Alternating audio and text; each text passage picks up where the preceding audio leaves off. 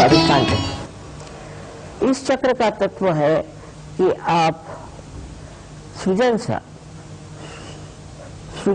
हो जाते, आपके सृजनता बहुत बढ़ जाती।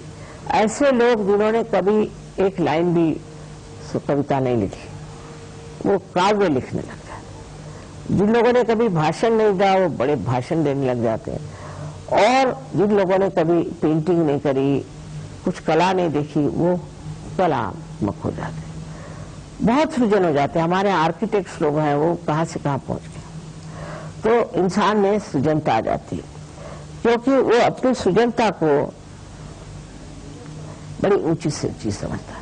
फिर उसको पैसे की परवाह नहीं होती कि पैसा जो है उसको देखो और सृजनता कैसे भी करो। और नहीं, बहुत से लोग चाहते हैं कि हमारा बड़ा नाम हो जाए, तो कोई ना कोई बड़ी विक्षिप्त सी चीज बना के रख दो। कुछ विचित्र चीजें आजकल जैसी बनती हैं, इसलिए कि हमारा बड़ा नाम हो जाएगा, लोग हमें बहुत याद करेंगे, पर उसमें कला नहीं। तो कला का जो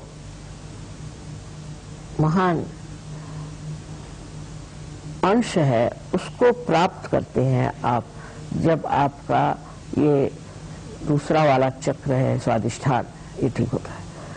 और इसके कारण, स्वाधिष्ठान के कारण ही हम बहुत जब सोचते हैं तो हमारा जो मस्तिष्क है उसके अंदर जो ग्रे सेल्स हैं उसकी शक्ति इस्तेमाल करते हैं, तो ये उस शक्ति को पूरित करता है ये चक्र। तो जो लोग बहुत सोचते हैं उनको दुनिया भर की बीमारियां हो जाती हैं, जिसको हम राइट साइडेड बीमारियां कहते हैं। उसमें से एक बीमारी तो है कि उसका लिवर खराब हो जाता है, और दूसरी ये कि उसको पैनक्रियाज में उसको डायबिटीज हो सकता है, वो नहीं हुआ तो उसको किडनी ट्रबल हो जाएगा, वो नहीं हुआ तो उसको कॉन्स्टिपेशन हो जाएगा, वो भी नहीं हुआ तो उसको अस्थमा हो जाएगा, वो नहीं हुआ तो उसको हार्ट अटैक भी आ सकता है, और सबसे ज्यादा तो उसको पैरालिसिस भी हो सकता है। सो राइट साइडेड जो बीमारियां हैं वो स्वाधिष्ठान चक्र से आती है, और लेफ्ट साइडेड बीमारियां भी उसी से आती है। तो बहुत जरूरी है कि हमारा स्वाधिष्ठान जो है वो अच्छा रहना चाहिए। अब ये किस तरह से स्वाधिष्ठान वो कुंडलिनी संभालती है और उसको देती है कि जब किसी की कुंडलिनी आप जागृत करिए, अगर उसका स्वाधिष्ठान चक्र पकड़ा हुआ है तो बराबर पीठ में जहाँ पर स्वाधिष्ठान चक्र है, आपको ऐसा लगता है जैसे वहां कोई हार्ट है कि क्या, ऐसे पूरी तरह से जोरों में स्पंदन होता है।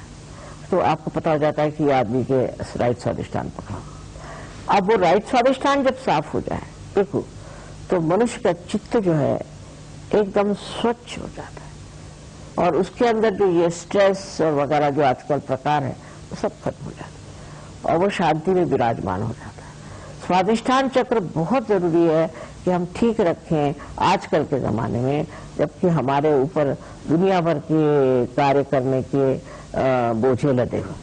स्वाधिष्ठान चक्र को ठीक रखने से मनुष्य कितना भी परेशान हो, कोई भी उसको तकलीफ हो, शांतिपूर्वक उसे देखता है साक्षी स्वरूप, और समझता है कि क्या खराब। यानी ये स्वाधिष्ठान चक्र तो आजकल इतना खराब होता है, उससे इतनी बीमारियां होती, सब कुछ है, पर तो भी स्वाधिष्ठान चक्र की कुछ विशेषता है कि कलयुग में ये बहुत ही बेकार है।